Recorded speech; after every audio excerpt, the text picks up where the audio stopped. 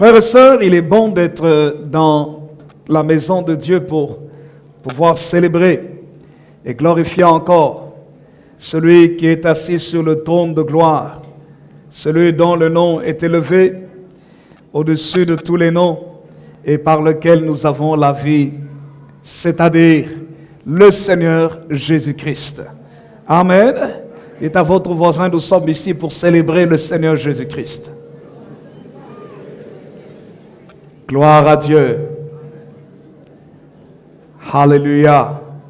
Nous sommes là pour célébrer le Seigneur Jésus-Christ. Nous laissons un instant les enfants sortir pour aller à l'école du dimanche. Si les enfants peuvent sortir silencieusement parce que nous sommes dans le culte.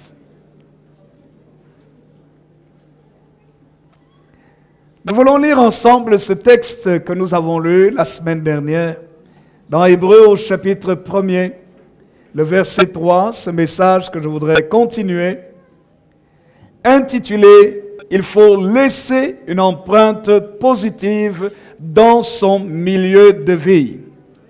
Il faut laisser une empreinte positive dans son milieu de vie. Hébreux chapitre 1er, le verset 3 nous dit ceci. On nous parle du Seigneur Jésus-Christ et la parole de Dieu dit de lui, « Le Fils est le reflet de sa gloire et l'empreinte de sa personne. Il soutient toutes choses par sa parole puissante. Il a fait la purification des péchés. Il s'est assis à la droite de la majesté divine dans les lieux très hauts. Amen. » Quelqu'un dit un vrai Amen. On nous parle du Seigneur Jésus-Christ dans ce texte comme étant celui qui est venu refléter le Père Céleste. Il est venu refléter l'image même de Dieu. Et la Bible dit qu'il était le reflet de la gloire divine. Le reflet de sa gloire. Non seulement le reflet de sa gloire, mais aussi les pas que Jésus faisait sur la terre, c'était l'empreinte de la personne même de Dieu. Et Jésus a marqué effectivement toute l'humanité entière. Il n'y a pas un continent actuellement qui ne soit affecté par le message de Jésus-Christ, par l'histoire de Jésus, par la personne de Christ. Et lorsque nous lisons la parole de Dieu, nous réalisons également que le Seigneur ne voudrait pas que nous puissions passer notre vie sans laisser une marque positive, une empreinte positive dans notre milieu de vie, dans la société dans laquelle nous sommes. Et nous avons dit que Jésus, premièrement, lui-même a eu un impact puissant sur la terre. Et deuxièmement, que si nous aussi nous devons laisser un impact sur cette terre, nous devons décider d'avoir cet impact sur cette terre. C'est-à-dire que nous devons être un homme et une femme résolus. Décider la résolution. Vous savez, la résolution est quelque chose de tellement important. Vous ne pouvez pas faire quelque chose sans être décidé. Vous ne pouvez pas devenir quelqu'un d'important sans être décidé, résolu. Vous ne pouvez pas atteindre des grands objectifs dans votre vie sans prendre des décisions. Une équipe ne peut pas devenir championne sans être résolue à devenir une équipe championne. La résolution est quelque chose de très très important dans la vie.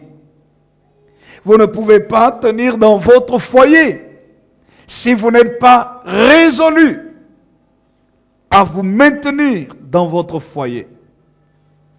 Vous ne pouvez pas éduquer les enfants correctement si vous n'êtes pas résolu à leur donner une bonne éducation.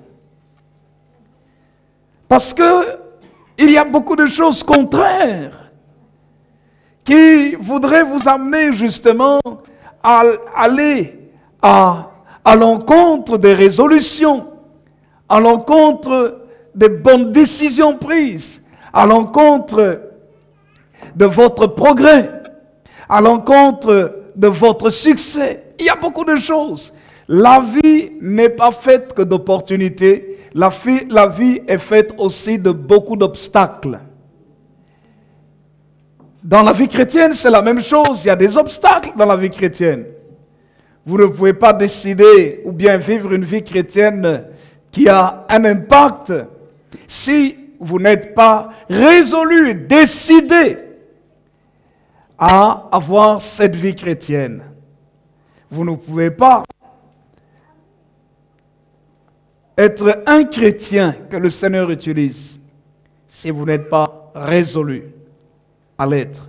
Donc la résolution, c'est une décision interne que l'on prend d'atteindre certains objectifs.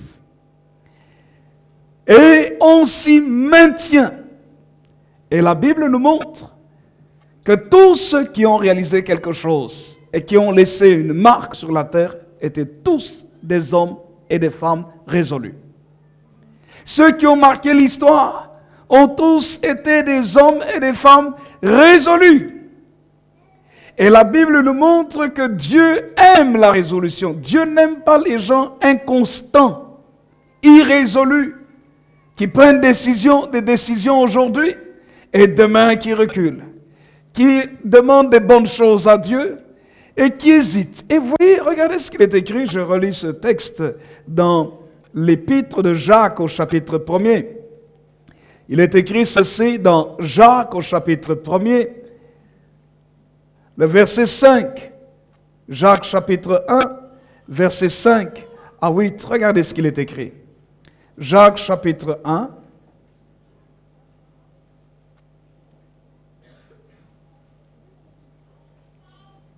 Verset 5. Jacques chapitre 1er, le verset 5. Il est écrit ceci. Si quelqu'un d'entre vous manque de sagesse, qu'il la demande à Dieu qui donne à tous simplement et sans reproche, et elle lui sera donnée.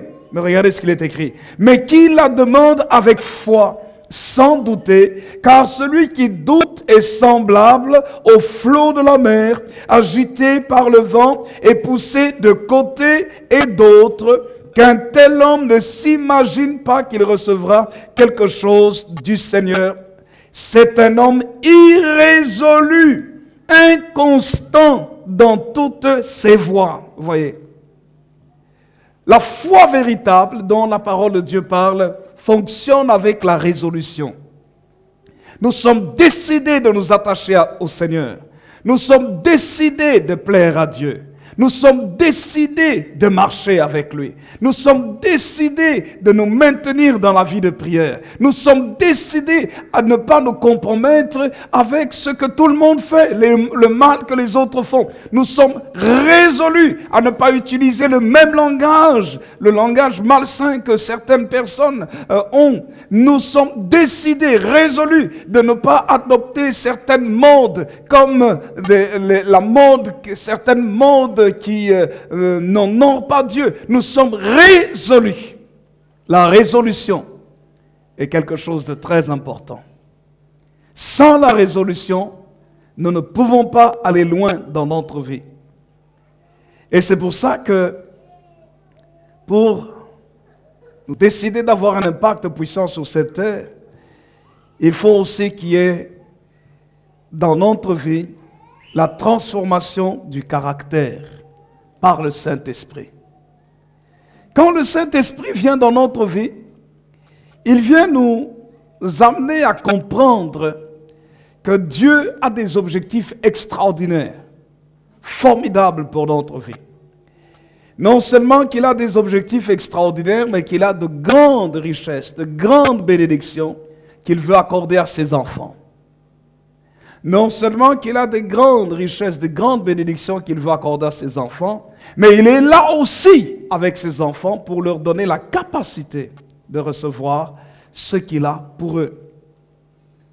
Il ne va pas les abandonner, mais il va être là avec eux pour pouvoir les aider dans leur vie de tous les jours. Amen. Béni soit le Seigneur. Dites à votre voisin, le Seigneur ne peut pas t'abandonner, il sera avec toi. Vous savez, c'est tellement important de comprendre ça, que Dieu ne peut pas nous abandonner. Parce que dans la vie, vous rencontrerez des situations qui vous feront peur. Mais si vous savez que Dieu est avec vous, ça va vous aider à dire, j'irai jusqu'au bout. Malgré les obstacles, j'irai jusqu'au bout. Vous voyez, c'est ce qui s'est passé dans la vie de Josué et Caleb. Dans le livre de Nombres, au chapitre 13, la Bible nous parle de l'histoire du peuple d'Israël. Et il est écrit que Dieu a demandé à Moïse d'envoyer 12 espions pour aller explorer la terre promise, le pays de Canaan. Cette terre promise que Dieu réservait à ses enfants. Et Dieu avait dit que c'était un pays où coule le lait et le miel. Un pays de joie, d'abondance, de bien-être, que Dieu avait décidé d'octroyer à ses enfants. Et qu'est-ce que Moïse fait? Il choisit 12 responsables, 12 leaders qui étaient chacun des principaux des 12 tribus d'Israël. Et puis il les envoie explorer le pays de Canaan, la terre promise, et ils partent, ils explorent la terre promise. Ça leur prend 40 jours pour l'exploration de la terre promise. Effectivement, ils reviennent de leur voyage avec des résultats formidables. Des grappes de raisin qui étaient tellement énormes qu'il fallait au moins 2 personnes pour prendre une grappe de raisin. Donc c'était un pays béni. Un pays où les choses étaient grandes.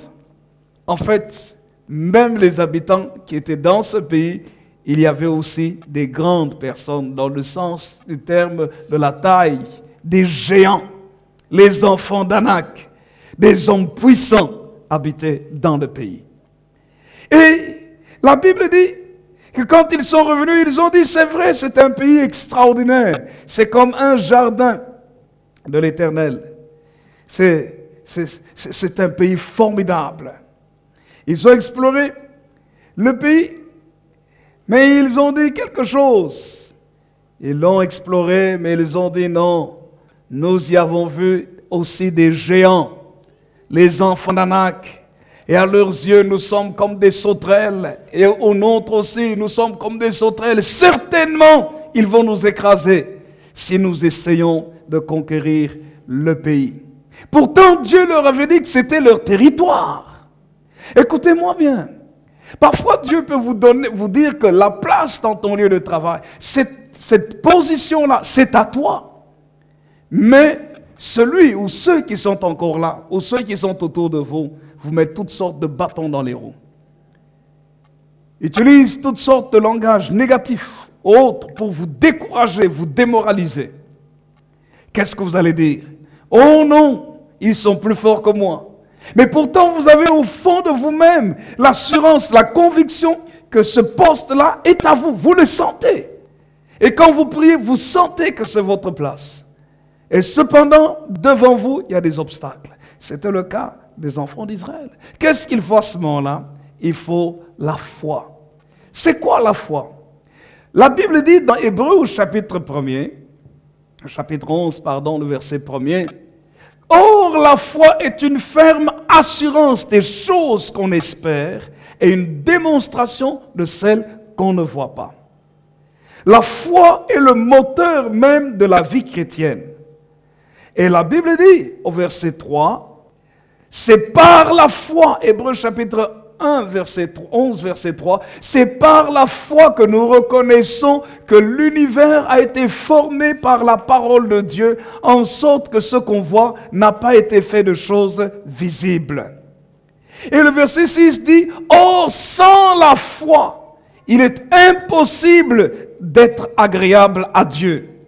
Car il faut que celui qui s'approche de Dieu croit que Dieu existe et qu'il est le rémunérateur de celui ou de ceux qui le cherchent. Que Dieu va récompenser ceux qui le cherchent. Mais comment va venir notre foi? Écoutez-moi bien, la foi vient de la parole de Dieu. Romains chapitre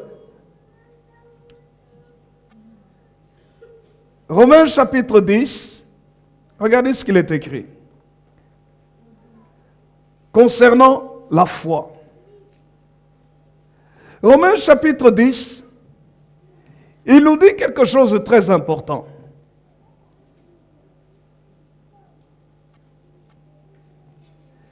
Au verset 8. Romains chapitre 10, verset 8. Il est écrit ceci. Que dit-elle donc? La parole est près de toi, dans ta bouche et dans ton cœur. Or, c'est la parole de la foi que nous prêchons. Quelqu'un dit un vrai amen. C'est la parole de la foi en Christ que nous prêchons. Et nous avons vu tout à l'heure dans Hébreux que la Bible nous dit que c'est par la foi que nous croyons que l'univers a été créé par la parole de Dieu. Nous n'avons pas vu Dieu créer l'univers, mais nous croyons. Et cette parole de Dieu que nous recevons, nous y croyons parce que nous croyons que c'est la parole de Dieu. Et que ce qu'elle dit, c'est la vérité. Et que nous l'acceptons comme venant de Dieu. Comment est-ce que nous pouvons dire que la Bible est la parole de Dieu? La Bible est la parole de Dieu parce que simplement, premièrement, elle affirme que c'est Dieu qui parle. La Bible affirme que c'est Dieu qui a créé toutes choses. J'aimerais vous dire que la Bible ne présente pas une présupposition de l'existence de Dieu. Non, je dirais plutôt, la Bible ne tend pas à expliquer l'existence ou la non-existence de Dieu. Quand la Bible commence dans le livre de la Genèse, la Bible affirme que Dieu existe. La Bible ne pose pas la question si Dieu existe ou pas. La Bible affirme dès les premiers versets que Dieu existe et qu'il est à la base de toutes choses. C'est pourquoi il est écrit dans Genèse au chapitre 1er, il est écrit clairement, au commencement Dieu créa les cieux et la terre. Donc la Bible n'a même pas besoin de défendre l'existence ou la non-existence de Dieu. La Bible affirme que Dieu existe et qu'il est à la base de toutes choses. Il est le créateur de toutes choses. Qu'il est celui qui soutient toutes choses par sa parole puissante. La Bible affirme que Dieu est saint, que Dieu est éternel, que Dieu est tout-puissant, qu'il est le maître de toutes choses, qu'il a créé le monde visible et le monde invisible, les trônes, les dignités, les dominations, les anges, les créatures célestes, les créatures terrestres, les créatures marines, tout ce qui existe a été créé par Dieu. La Bible l'affirme. La Bible ne tend pas à défendre cela. La Bible affirme, voici ce que Dieu a fait, point. Et nous le recevons par la foi. La Bible affirme que l'homme a été créé par Dieu et que par le péché, la désobéissance à la parole de Dieu, l'homme s'est détourné de Dieu. Et la Bible affirme qu'à cause de son détournement, l'homme, à cause de sa vie de péché, s'est retrouvé dans toutes sortes de malheurs, de problèmes et de difficultés. Et la Bible affirme que Dieu a tant aimé l'homme que pour récupérer l'homme qui s'était éloigné de lui, il lui a envoyé des prophètes, il lui a envoyé des hommes à qui il s'est révélé pour que ces hommes puissent transmettre son message à l'humanité entière, à tous les hommes qui existaient, pour qu'ils puissent réaliser que leur vrai bonheur, c'est de s'attacher à Dieu. Mais puisque les hommes n'étaient pas capables de se sauver eux-mêmes, n'étaient pas capables aussi, ces hommes imparfaits, de pouvoir transmettre pleinement, correctement, tout le message, la nature et le caractère de Dieu, la Bible affirme que Dieu s'est fait chair. Dieu est descendu au milieu des hommes par Jésus-Christ. La Bible affirme que Jésus-Christ a existé avant que le monde ne soit, qu'il n'a pas été créé, qu'il a toujours été là. La Bible affirme que Jésus-Christ est Dieu. Quand Thomas a vu Jésus ressuscité, il lui a dit « Mon Seigneur et mon Dieu ». Jésus n'a jamais refusé l'adoration que les gens pouvaient lui rendre. On ne peut adorer que Dieu, et Dieu seul ne peut que pardonner les péchés, et Jésus a pardonné les péchés des hommes. La Bible affirme que Jésus a maîtrisé la nature. Il a marché sur l'eau, et il ne s'est pas enfoncé dans l'eau. Il a parlé au vent, le vent a obéi. Il a parlé à la mer a obéi, les vagues ont obéi, la nature obéissait à sa parole. Il a parlé au figuier en disant que jamais fruit ne naisse de toi, et le figuier a séché en un instant. La Bible nous montre que Jésus est le Seigneur. La Bible confirme, la Bible affirme que pour que nous puissions nous approcher de Dieu, il n'y a qu'un seul chemin, et ce chemin-là, c'est Jésus-Christ. Parce que la Bible affirme que Jésus lui-même dit « Je suis le chemin, la vérité et la vie ». Il ne cherche pas à se défendre par rapport à ça. Il dit « Je suis le chemin ». Comment est-ce que nous pouvons savoir quel est le chemin? Parce que jamais homme n'a parlé comme lui, jamais personne n'a prédit les choses qu'il a prédites et qui se sont réalisées, jamais personne n'est venu mourir pour l'humanité, jamais personne n'est venu du ciel, comme lui-même il a dit, je suis venu du ciel et je m'en retourne au ciel, de là je reviendrai parce que je vais vous préparer une place, afin que là où je suis, vous y soyez aussi. La Bible affirme que la vie se trouve en Jésus-Christ.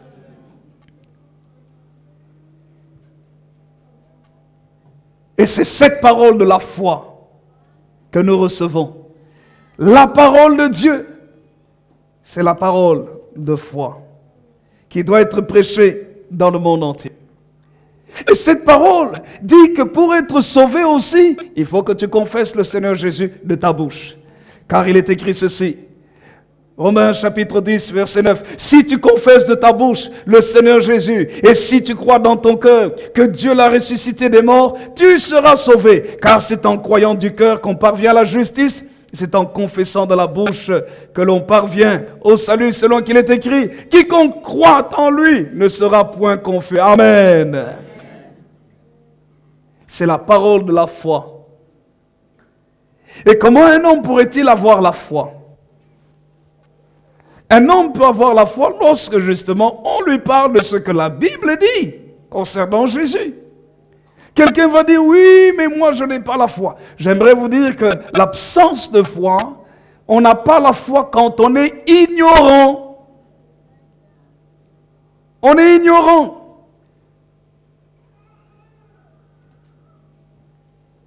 On n'a pas la foi quand on est ignorant.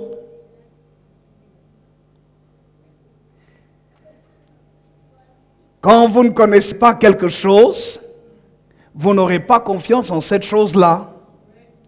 La foi, c'est la confiance en quelque chose. Si j'ai une bouteille d'eau et que je n'ai pas confiance en cette eau,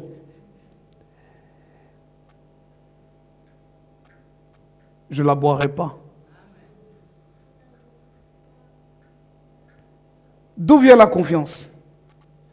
La confiance vient de l'information. Je ne peux pas dire que tout liquide transparent qui se trouve dans un récipient est bon. Non. Parce que l'acide chlorhydrique, c'est transparent. Mais c'est de l'acide. Si vous buvez l'acide chlorhydrique HCl, ça vous détruit, ça vous brûle à l'intérieur. Ça brûle même le fer, le métal. Ça brûle, ça détruit. Il y a une puissance, mais pourtant, quand on regarde, c'est liquide. La confiance dans le liquide proviendra de l'information que j'aurai. Qu'est-ce que c'est liquide? Quelle est la composition de liquide? Est-ce que ce liquide, si je le prends, ça va me faire du bien ou ça va me faire du mal?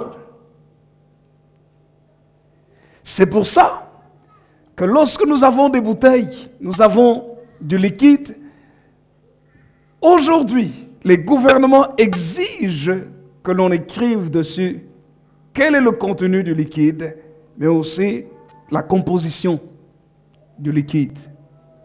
Est-ce que c'est bon ou ce n'est pas bon? Et maintenant, lorsque j'ai l'information, je vois la bouteille de Spa Rennes, eau minérale.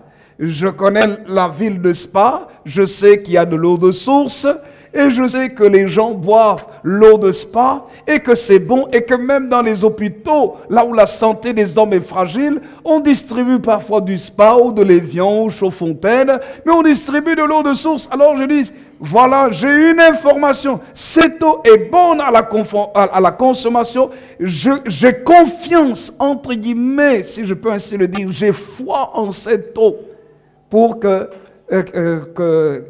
j'aurai la foi qu'elle soit bonne, qu'elle est bonne pour ma santé, et je la prendrai. Si je n'étais au courant de rien, j'hésiterais. Vous voyez, frères et sœurs, c'est pourquoi la Bible dit que la foi vient de la connaissance, vient de l'information. Tu ne peux pas avoir la foi en Dieu si tu ne connais pas Dieu. Tu ne peux pas avoir la foi en Jésus-Christ si tu ne sais pas ce que Jésus a fait et sur ce que Jésus veut faire. Alors comment est-ce que tu auras la foi en Dieu? La Bible dit ceci. Comment est-ce que les hommes auront la foi en Dieu? Parce que d'autres hommes leur parleront de Dieu.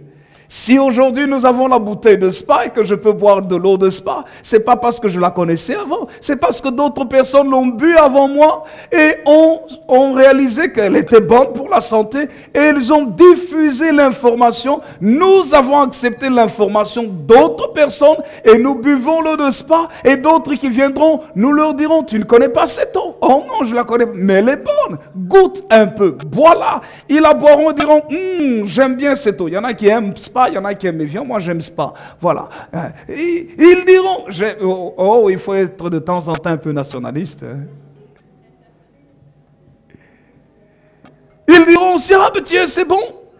Et à leur tour, ils passeront l'information à d'autres personnes. C'est la même chose avec la parole de Dieu.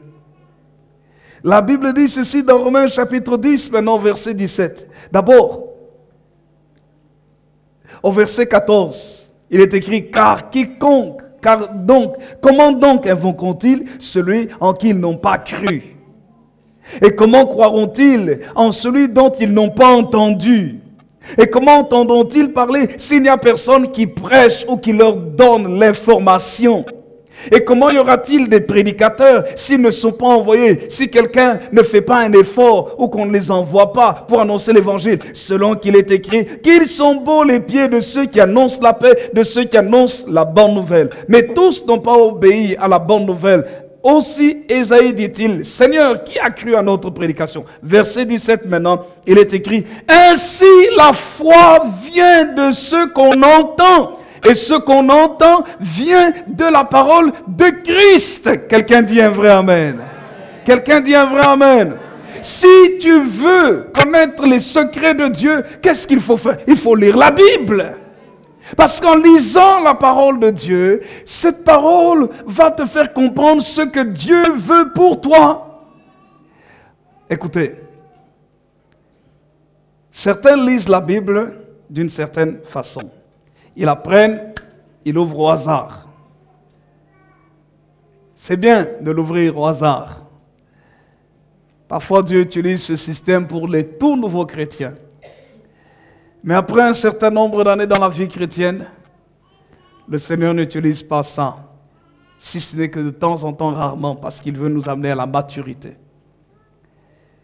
Il y a une lecture de la Bible systématique qu'il faut faire, dans laquelle on connaît l'histoire de la Bible et dans laquelle aussi on apprend à connaître les principes de Dieu pour notre vie de tous les jours. Il y a des choses dans la Bible que nous lisons qui nous montrent simplement l'histoire. Par exemple, l'Ancien Testament, vous allez lire le livre d'Exode. Dans le livre d'Exode, vous allez voir Dieu qui libère son peuple de la servitude en Égypte, de l'esclavage. Il le libère, et puis jusqu'à ce qu'il le conduise dans la terre promise. Dans le livre de Josué, Josué fait la guerre pour conquérir la terre promise. C'est l'histoire, et dans l'Ancien Testament en fait, vous voyez, c'est l'histoire, tout l'Ancien Testament, c'est l'histoire en fait d'Israël, du peuple élu de Dieu. Et quand vous entrez dans le Nouveau Testament, vous connaissez l'histoire de Christ, qui est à l'origine du christianisme au travers des 4 évangiles. Et puis ensuite, dans le livre des Actes des Apôtres, vous connaissez maintenant l'histoire des premiers chrétiens, l'histoire de l'Église, de l'institution de l'Église et de l'expansion de l'Église. Et puis ensuite, dans les épîtres de Paul, vous lisez maintenant les problèmes que les gens vivaient dans les églises ou dans leur propre vie et comment régler ces problèmes. Aussi bien pour les chrétiens de l'époque, mais aussi pour les chrétiens contemporains, les chrétiens de notre époque. Et à la fin du livre de la Bible, le dernier livre, le livre d'Apocalypse, vous lisez maintenant l'histoire de la fin des temps et de ce que Dieu a promis pour l'humanité. Qu'est-ce qui va arriver à la terre? Et dans tout ça, aussi bien dans l'Ancien Testament que dans le Nouveau Testament, vous y découvrez aussi des principes de vie pour votre vie personnelle, pour votre famille, pour votre communauté. Quelle est la pensée, la volonté de Dieu pour notre vie? Et quand vous avez ce schéma de Dieu, ça vous donne la foi. La foi, c'est-à-dire maintenant la confiance en Dieu. Parce que vous réalisez que tous ceux qui marchent avec Dieu, Dieu voudrait pour eux la réussite. Dieu voudrait pour eux le succès. Dieu voudrait pour eux le bonheur. Dieu voudrait pour eux le bien-être. Dieu voudrait pour eux une marche de sanctification. Dieu voudrait qu'ils soient la tête et non la queue. Les premiers et non les derniers. Qu'ils réussissent plutôt qu'ils échouent. Vous voyez combien vous allez découvrir à l'intérieur combien Dieu est bon. Et que malgré vos efforts et vos difficultés, vos luttes et vos combats, Dieu est toujours bon et il veut vous guider au travers de ses principes à connaître le chemin qui va vous conduire dans le bonheur. Et ça va vous donner la foi. La foi est quelque chose de capital. La foi, lorsqu'elle vient dans notre cœur, elle vient par la connaissance et quand nous avons la connaissance, ça nous permet d'être résolus, décidés. Pourquoi est-ce que des hommes ont quitté l'Europe et sont partis en Amérique sur des terres inconnues pour chercher de l'or, au prix même de leur vie? Parce qu'ils avaient entendu parler, c'est pour ça qu'il y a eu la ruée vers l'or. Et certains ont ramené des pépites d'or, les autres l'ont vu, ont vu ce métal jaune, et ils ont dit, voilà, ça, c'est ce qu'on appelle l'or. Les Indiens d'Amérique ne considèrent pas ça véritablement comme nous en considérons la valeur. Et il y en a beaucoup. Allons! Et ils sont partis, ils ont creusé des mines d'or. Ils étaient décidés à devenir riches au travers de cet or qu'ils avaient dans le pays. La résolution. Vous ne pouvez pas être décidé pour Dieu si vous ne connaissez pas Dieu. Vous ne pouvez pas être attaché à une femme si vous ne la connaissez pas bien. Ce n'est pas juste la beauté extérieure. Parce que vous pouvez voir une très belle femme entrer ici, ou bien vous êtes, je ne sais pas, quelque part, vous voyez une très belle femme. Ce n'est pas parce qu'elle est très belle que vous allez nécessairement vous attacher à elle. Vous pouvez peut-être l'admirer. Mais comment est-ce que vous allez vous attacher? Vous allez vous attacher à elle quand vous voyez un bel homme ou un homme tout court. Vous vous attachez à lui parce que vous apprenez à le connaître. Et quand vous le connaissez, vous voyez ses qualités, ses défauts, ce qu'il peut vous apporter dans la vie, alors là, vous vous attachez. La connaissance nous permet de nous attacher à quelqu'un. Nous nous attachons à Dieu. Nous sommes résolus pour Dieu parce que nous le connaissons. Quelqu'un dit un vrai Amen. Amen. Donc la deuxième chose, nous avons dit ce qu'il faut être décidé. Au plus, je vous assure, au plus vous connaîtrez Dieu, au plus vous serez décidé de vous attacher à lui.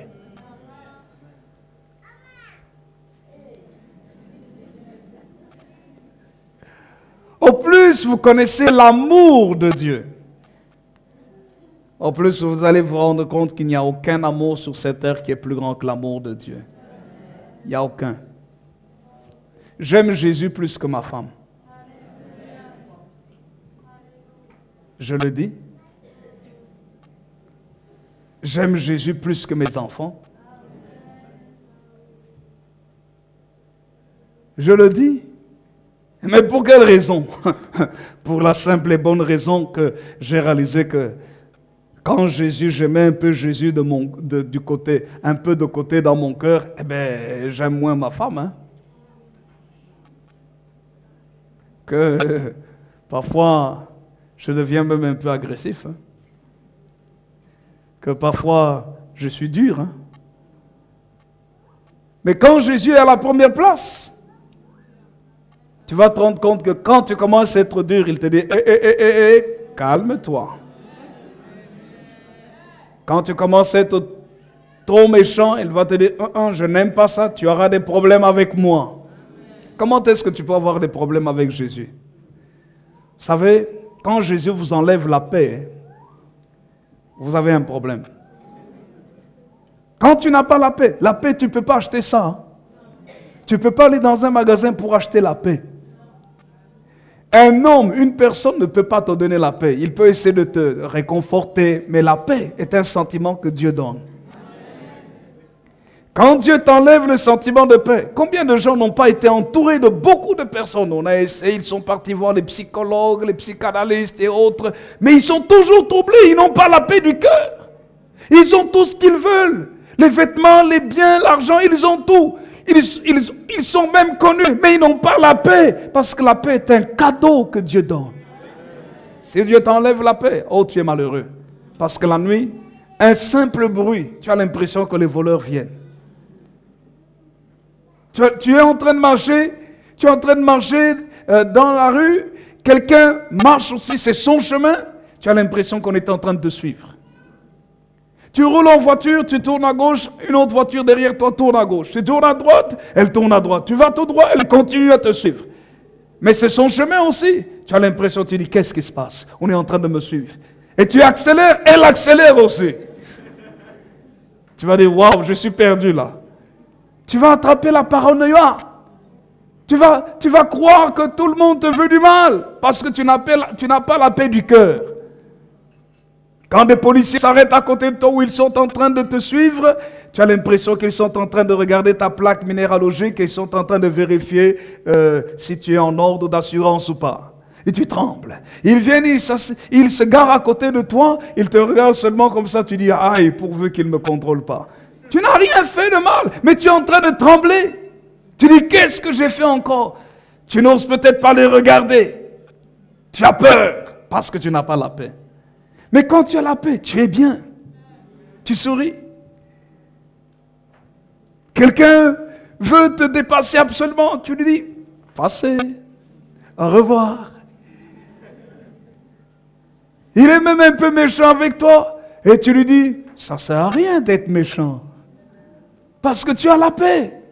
Mais quand tu n'as pas la paix, c'est à moi que tu as dit ça. C'est à moi. C'est à moi que tu fais ça. Tu vas voir. Quand tu n'as pas la paix, tu es tellement agressif et méchant. Et la Bible dit de Jésus qu'il est le prince de la paix. Le prince de la paix. Son nom c'est Jésus. Alors quel bonheur d'avoir Jésus, frères et sœurs. Quand tu connais Jésus, tu es décidé pour Jésus. Tu es attaché à Jésus. Personne ne peut te voler Jésus. Tu es résolu pour lui. Tu lui dis, non, écoutez, je le connais trop bien. Tout le monde, oui, mais tu sais, tout le monde fait ça, tout le monde s'enivre un tout petit peu quand même. C'est la fête, enivre-toi un peu. Tu lui dis, écoute, tu veux que je sois incapable de distinguer qui est Jésus et qui est cet homme qui est habillé en blanc et qui est barbu aussi? Non, je veux être clair dans mon esprit. Je veux distinguer qui est Jésus et qui ne l'est pas. Oui, mais tout le monde le fait. Il dit, tout le monde peut le faire.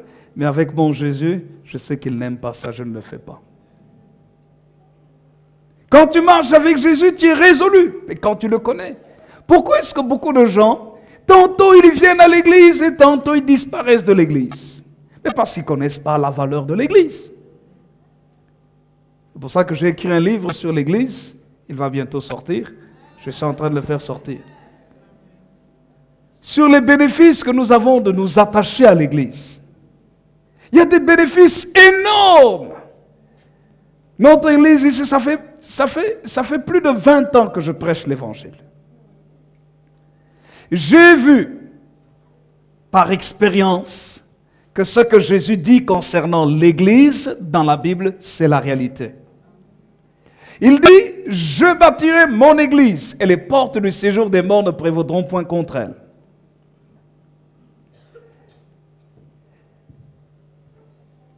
Que lorsque nous sommes dans l'église, nous sommes attachés à l'église, corps de Christ, que nous jouons notre rôle dans l'église, il y a d'abondantes grâces, d'abondantes bénédictions. C'est ce que la Bible dit. Mais je vous ai dit, ça fait plus de 20 ans que je prêche l'évangile. Plus de 20 ans. En l'espace de 20 ans, il y a des choses que vous voyez. En plus de 20 ans, vous voyez. Avant de devenir pasteur, j'ai exercé un ministère d'évangéliste. Ça fait 20 ans que je suis pasteur. J'ai vu que ceux qui s'attachaient à l'église, leur vie est beaucoup plus stable. L'église n'est pas parfaite parce qu'elle est constituée d'hommes.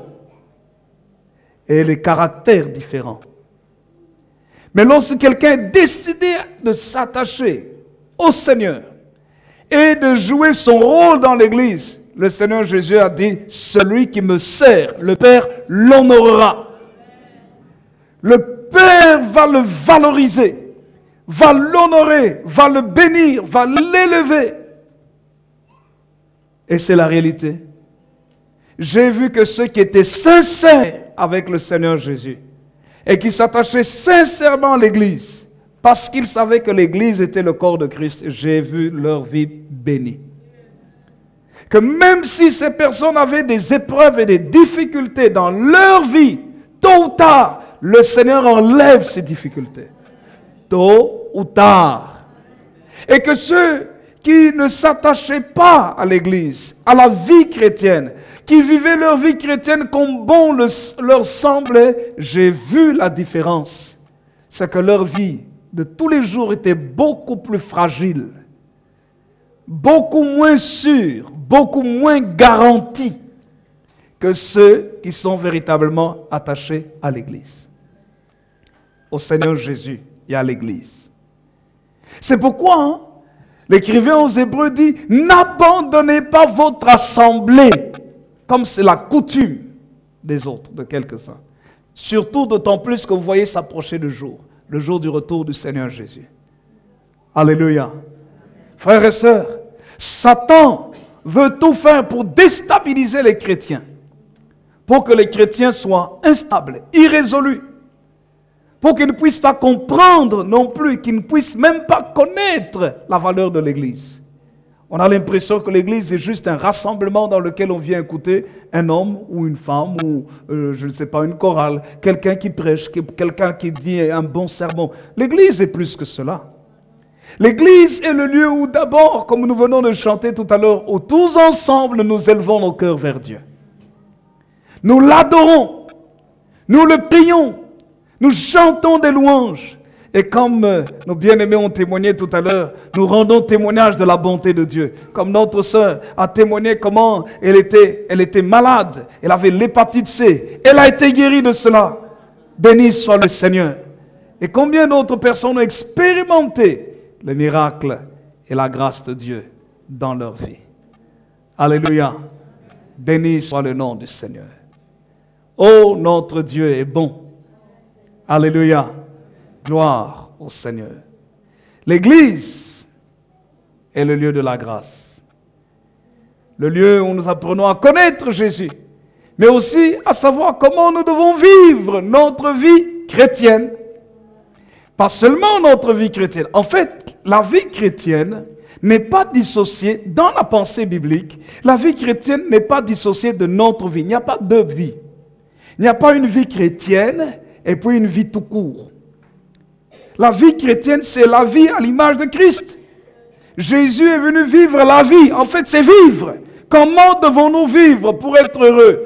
Comment devons-nous vivre pour plaire à Dieu? Comment devons-nous vivre pour que, étant sur cette terre, nous puissions, le dernier jour de notre souffle sur la terre, nous puissions dire, oh, j'ai vécu une belle vie sur cette terre. Même sur notre lit de malade. Est-ce que nous pouvons dire ça? Oui, la Bible nous montre comment est-ce que nous pouvons finir avec des jours heureux, terminer notre vie sur la terre en étant satisfaits, heureux et rassasiés de jours, nous disent les Saintes Écritures.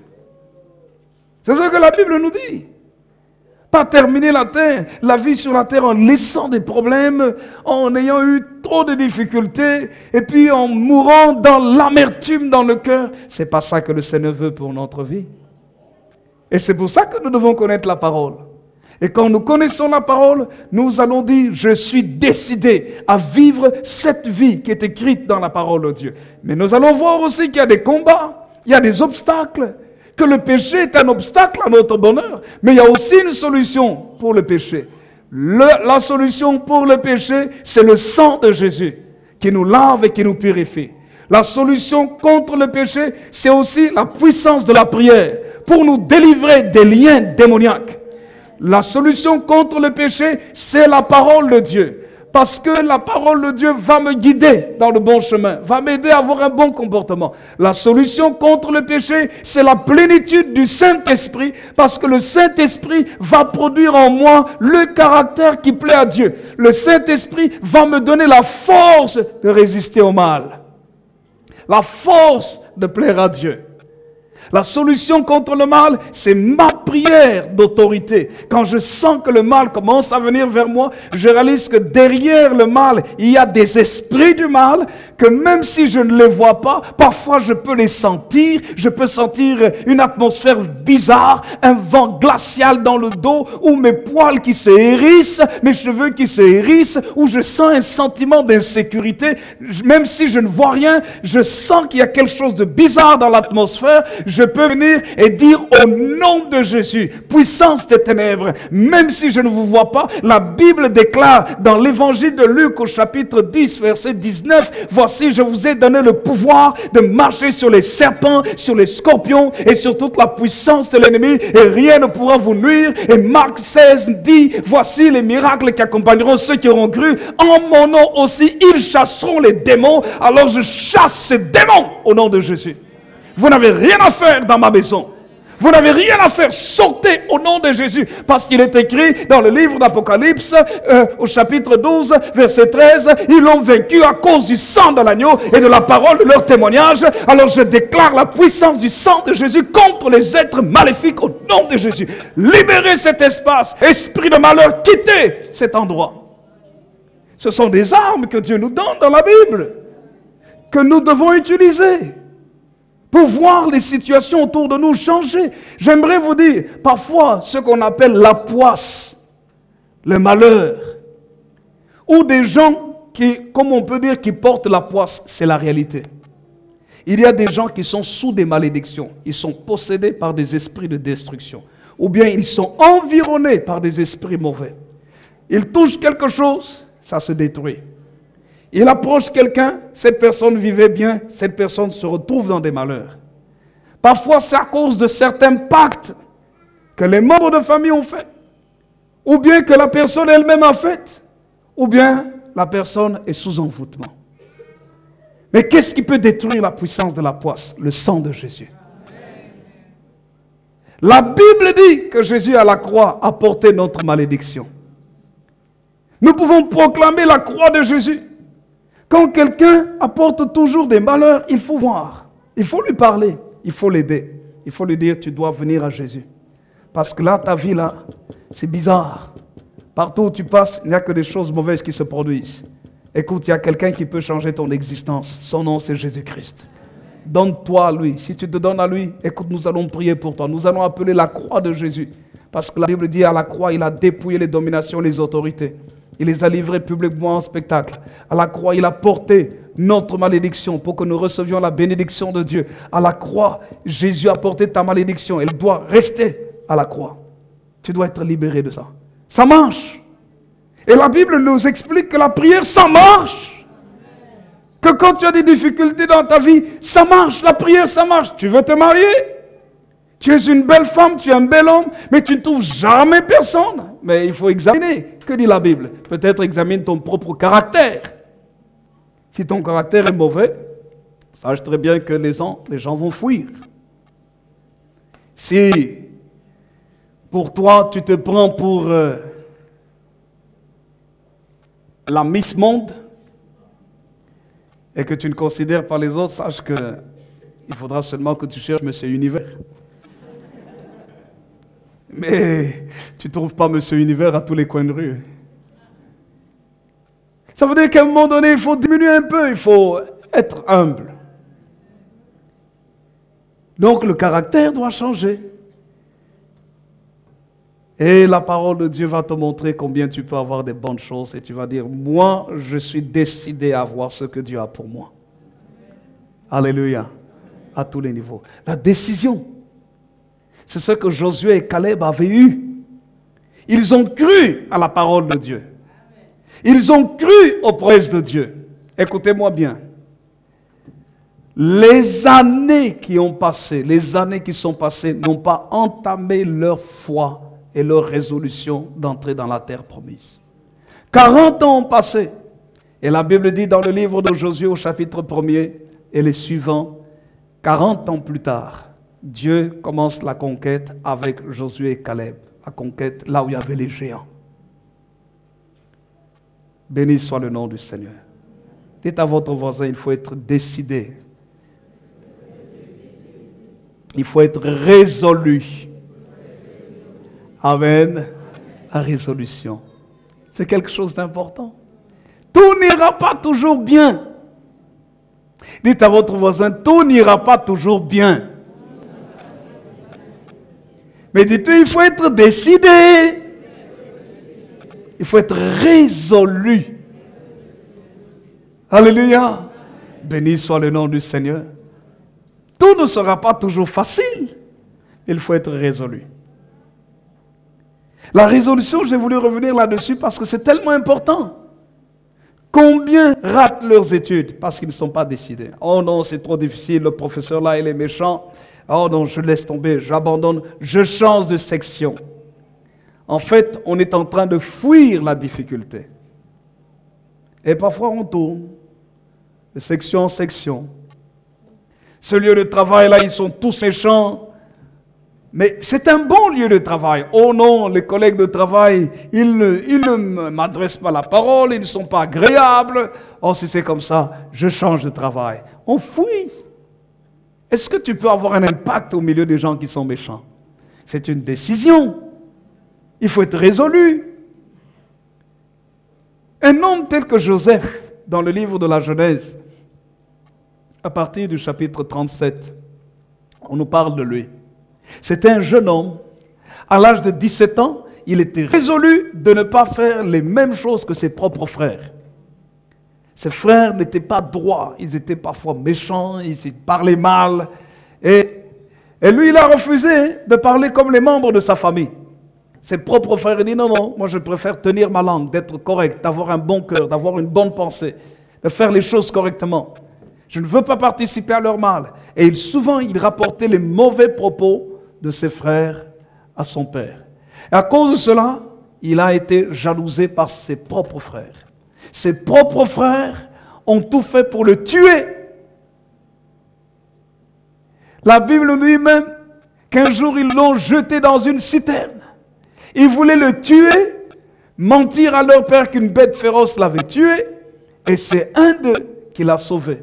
Et la parole de Dieu nous dit que grâce à Judas et Ruben, ils l'ont sauvé. Mais ils l'ont vendu comme esclave.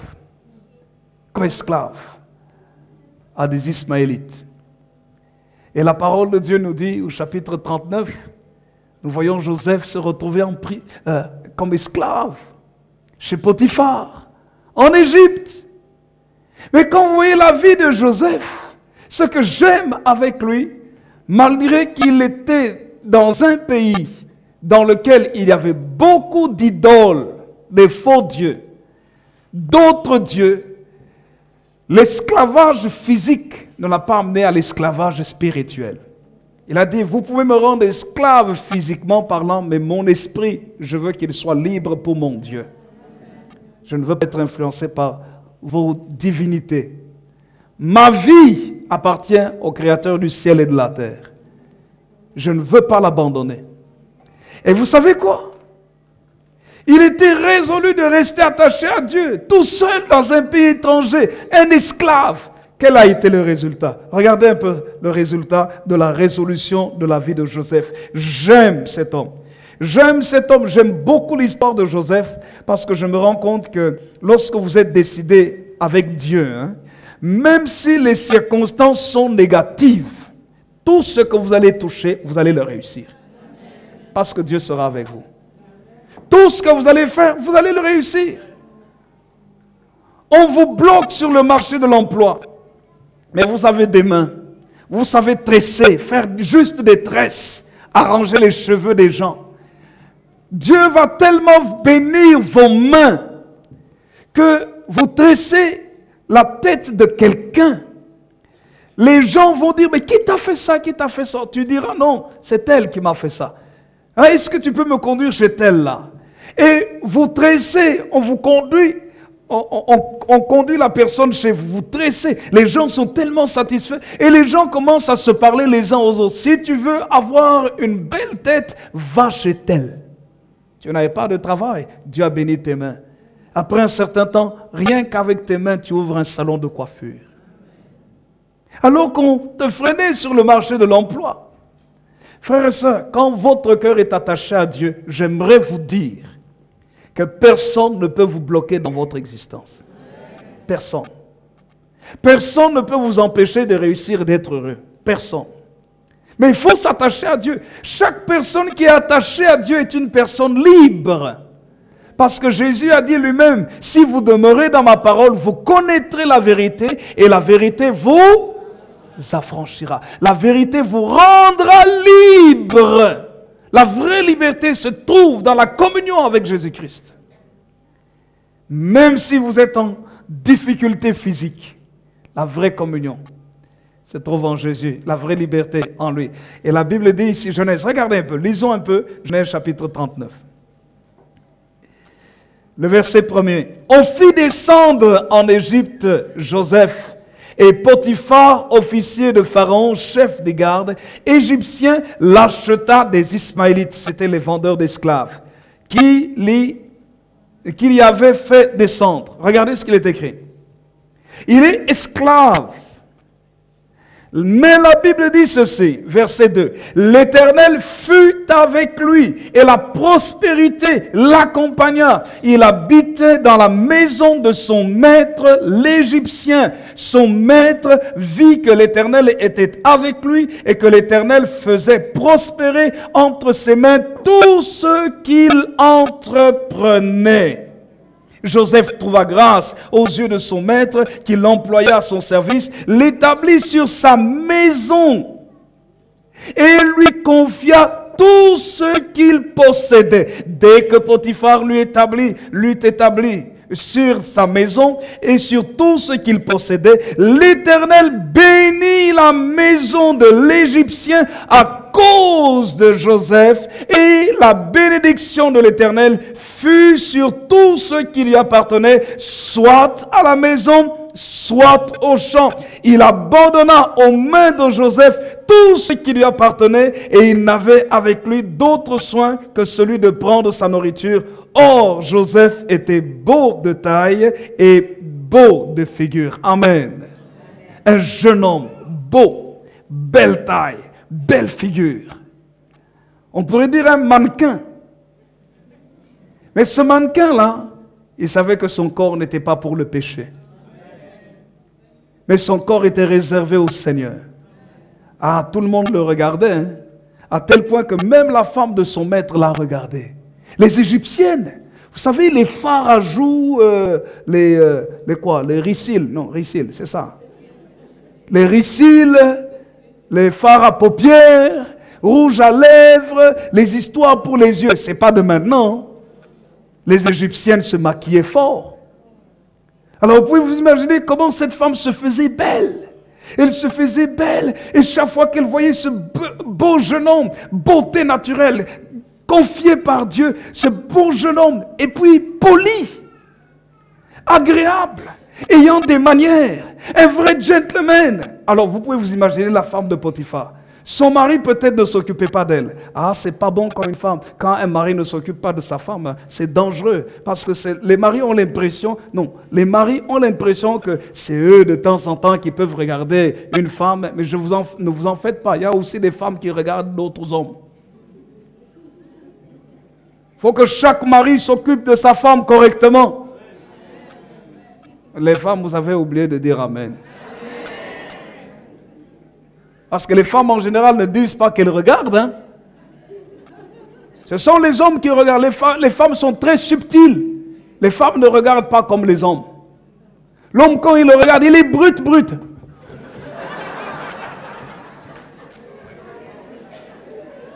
Ça, c'est l'homme brutal. Et souvent, c'est pour ça que la femme l'attrape toujours.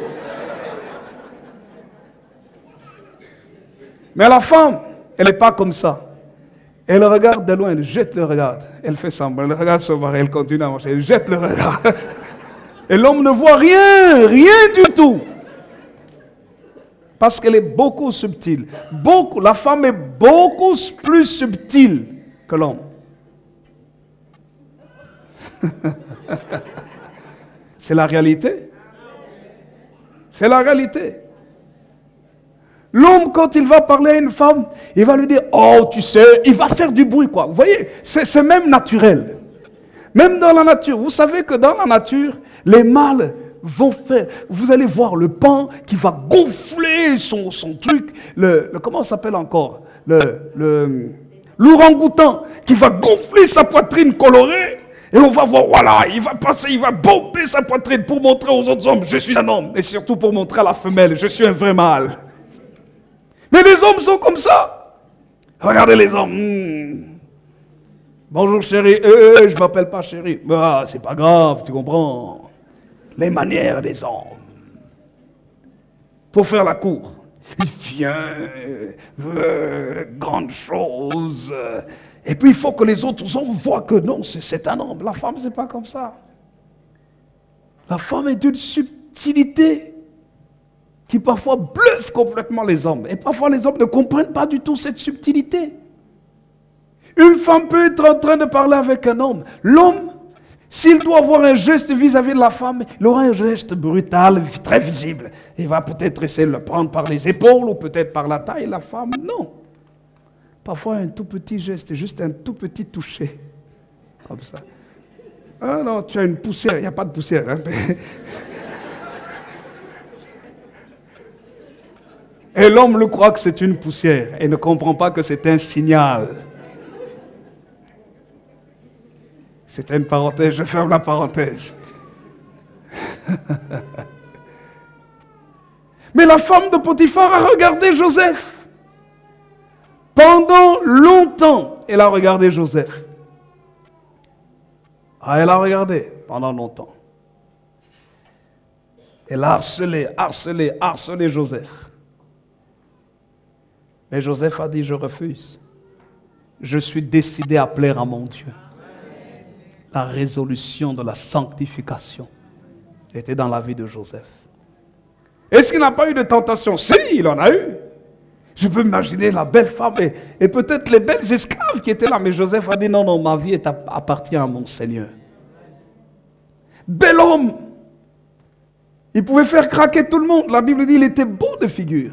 Vous savez, quand quelqu'un marche avec Dieu, une personne qui marche avec Dieu normalement a des manières. Tu ne peux pas dire que tu es chrétienne et tu as des manières vulgaires. Tu es une femme, excusez-moi le terme, tu es une femme et puis quand tu t'assieds, comme si tout tombe. Quand même, il faut un peu de tenue. Vous vous asseyez d'une certaine manière. Parce que vous êtes une femme, vous conservez votre dignité de femme. Alléluia. Un enfant de Dieu a une certaine manière. Même dans la manière de parler. Tu es en train de manger, tu manges les chewing-gums. Oh oh. Non. Un enfant de Dieu a une dignité. Quelqu'un dit un vrai amen. Il faut une certaine dignité. Quelqu'un t'invite chez lui à la maison. Un enfant de Dieu a des manières. Tu ne connais pas la personne, tu viens à peine de connaître la personne. Bon, peut-être sa cuisine est presque dans son salon parce qu'elle est une cuisine américaine. Et puis tu dis, qu'est-ce que tu as à boire à manger? Qu'est-ce que tu as à boire là? Tu as à manger dans ton frigo. Et tu viens, tu ouvres le frigo, tu regardes. Rien. Ce n'est pas des manières.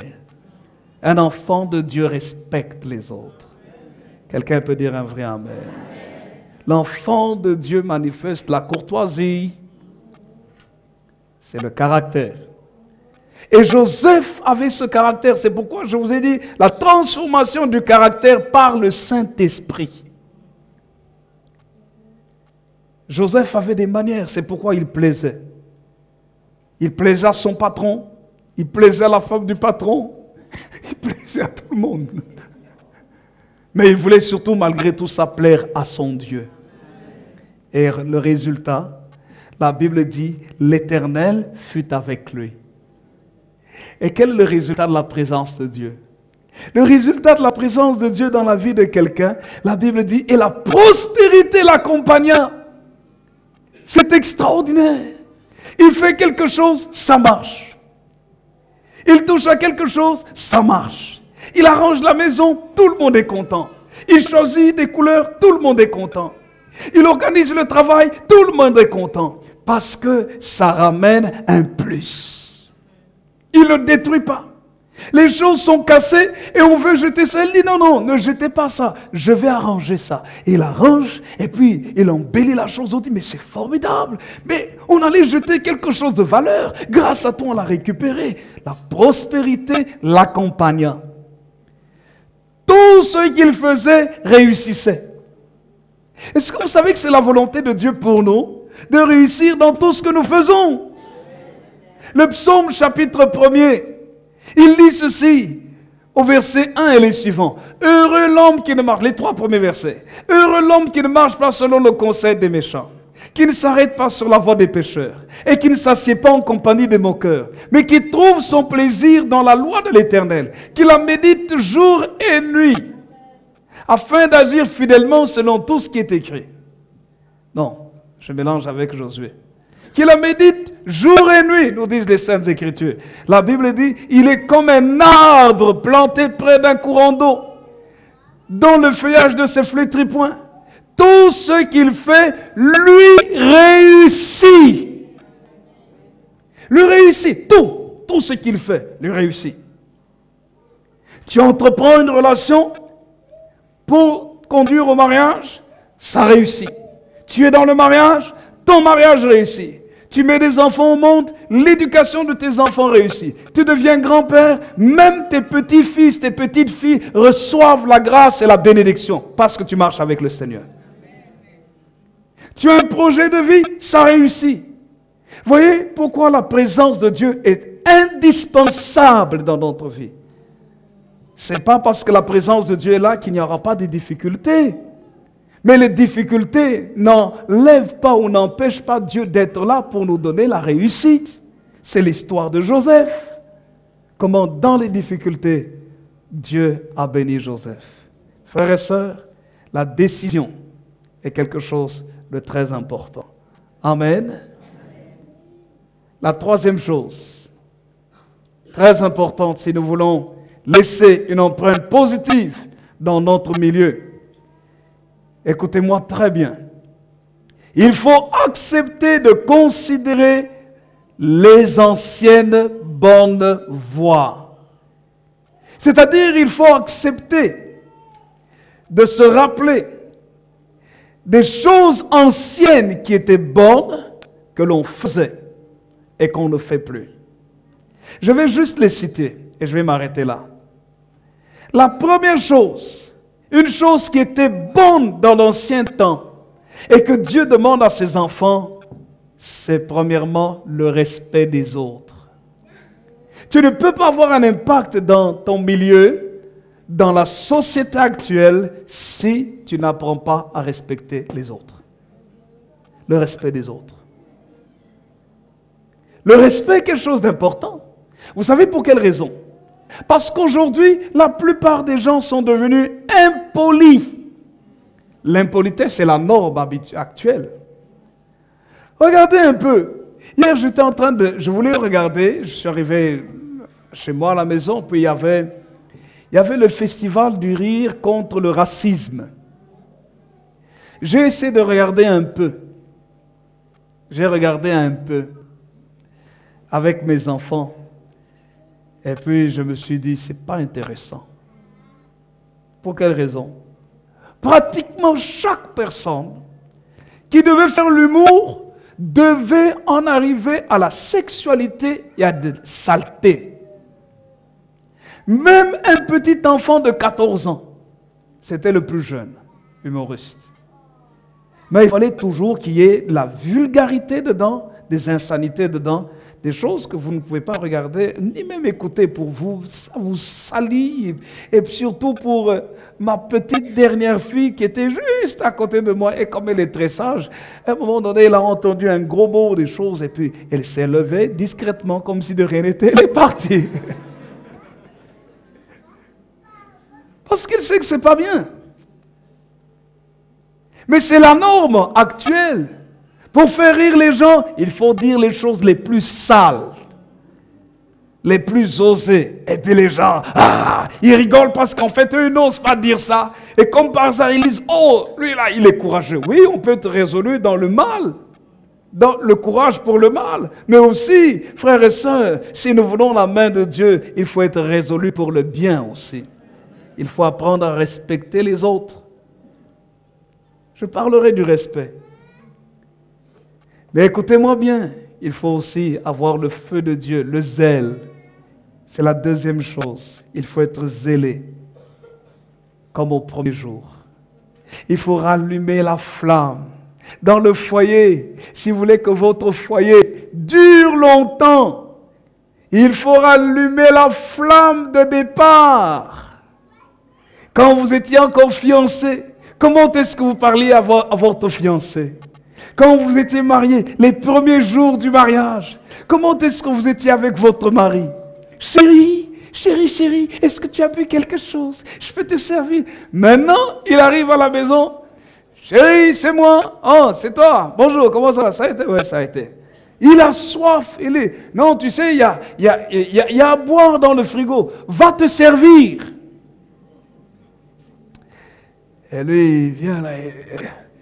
Je suis épousé, elle ne peut même pas me donner un verre d'eau quand on était mariés, au début de notre mariage.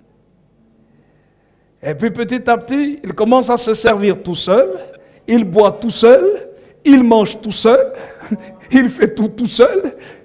Avant, il aimait se promener avec vous, il commence à se promener tout seul. Et puis pour finir, il sera tout seul. Et quand il mange tout seul, il boit tout seul, tu es heureuse en disant, au moins, il s'occupe de lui-même. Mais tu ne comprends pas qu'il s'occupe de lui-même parce qu'il est en train de se détacher de toi. Mais quand la flamme brûlait au fond de ton cœur, tu ne pouvais pas supporter qu'il s'occupe de lui-même. Tu te sentais qu'il t'éloignait de son cercle de vie. Tu disais, mais non, laisse-moi te servir quand même. Laisse-moi te servir. Tu veux boire quelque chose? Il veut se servir. Attends, laisse-moi, je vais te servir. Et quand tu lui sers, il te regarde. Cette femme que j'ai épousée, elle est formidable. Et toi, tu dis, c'est mon mari. Et puis quand tu lui sers là, et l'eau coule, et dit, waouh, toi, tu es vraiment la source d'eau vive. Hein? Tu lui dis des paroles douces, et ça la touche, même si ce n'est pas vrai, ça la touche quand même. Ça lui faisait du bien. Mais après 3 ans, 4 ans, 5 ans de mariage, 10 ans de mariage, 20 ans de mariage, est-ce que tu as encore cette passion, ce feu? Il faut apprendre à garder le feu du départ. Quelqu'un peut dire un vrai amen. C'est tellement important. Mais c'est la même chose, écoutez-moi bien, c'est la même chose pour Dieu aussi. Le feu de départ, quand il fallait aller à la prière, il fallait aller à la maison de Dieu, il fallait chanter pour le Seigneur, il fallait venir à l'église. Il y a le feu de départ, le zèle que tu dois garder pour le Seigneur.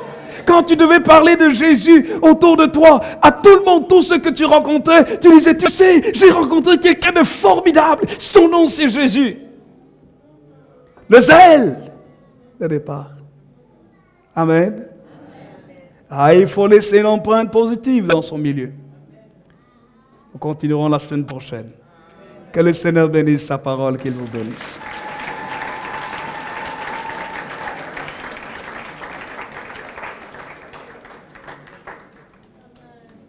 Quelqu'un est béni ce matin? Alors nous allons nous lever ensemble. Quelqu'un croit que le Seigneur peut restaurer sa vie et le bénir encore plus? Alors dites à votre voisin, je dois corriger dans ma vie ce que le Seigneur m'a dit de corriger.